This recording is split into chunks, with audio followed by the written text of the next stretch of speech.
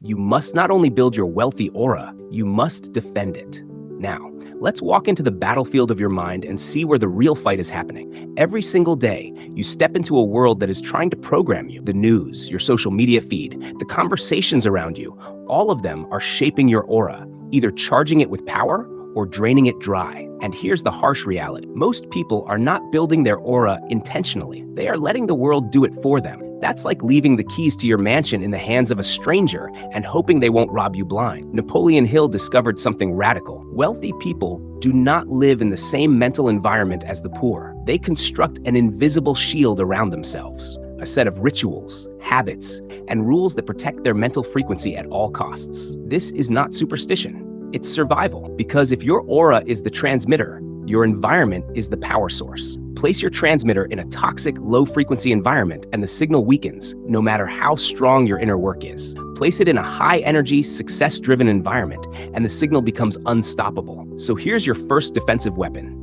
Guard your inputs. For the next 7 days, become ruthless about what enters your mind. Every time you scroll your phone, ask, is this feeding my wealthy aura or starving it? Every conversation you have, ask, is this raising my frequency or lowering it? Cut out the gossip, the complaining, the endless replays of negativity. Replace them with inputs that make you feel powerful, that challenge you to think bigger, that fill your mind with solutions instead of problems. Hill himself practiced this religiously, reading biographies of successful people, feeding his subconscious with stories of victory, achievement, and unshakable belief. But defense alone is not enough.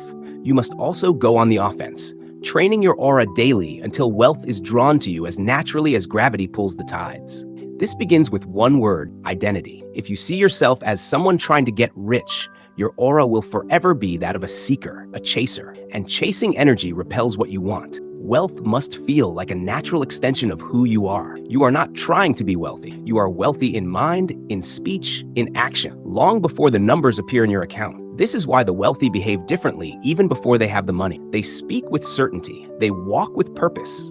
They make decisions quickly and adjust as they go, instead of doubting every step. That is not arrogance. It's energetic alignment. When you align your identity with wealth, your aura broadcasts that alignment, and the people, opportunities, and ideas that match it are pulled toward you. Now let's talk about a tool Hill never put in mystical terms, but understood perfectly: ritualized emotional state. Most people live reactively. Their emotions are shaped by whatever the day throws at them. The wealthy, on the other hand, create their emotional state each morning before the world has a chance to touch them. Some do it through meditation, others through intense exercise, others through affirmations spoken with power. The method matters less than the consistency, because every morning is a calibration. Every morning is you tuning your aura like a musical instrument. If you wake up chaotic, scattered, doubtful, that's the song your aura will play all day. If you wake up centered, certain, and powerful, the universe will hear that music and respond. But here's where the darker psychology comes in, and why most people never master this. Your subconscious mind has one job: to keep you safe.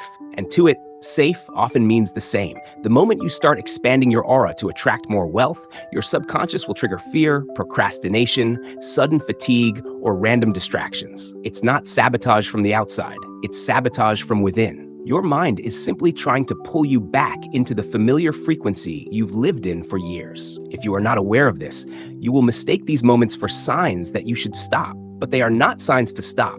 They are proof you are finally leaving your old frequency. So here's your next step. Expect the resistance. When it comes, don't retreat. Double down. Train your aura in those moments more fiercely than ever. Visualize harder. Speak your affirmations louder. Move your body. Shift your energy by force if necessary. Remember this: no one ever attracted extraordinary wealth while staying emotionally comfortable. Growth is uncomfortable by design. Now, let's go even deeper into the hidden force Hill hinted at in his writings: the law of association. Your aura doesn't just respond to your thoughts and emotions, it also adapts to the energy of the people closest to you. If you spend your time with people who live in scarcity, who constantly talk about limits and impossibilities, their frequency bleeds into yours. Over time, your aura starts matching theirs, even if you once had a strong wealth vibration. This is why wealthy individuals are highly selective about who they let into their inner circle, not because they think they are better, but because they know their aura is too valuable to risk contamination. And here's the breakthrough: you don't need to cut everyone out of your life. You simply need to balance your influences.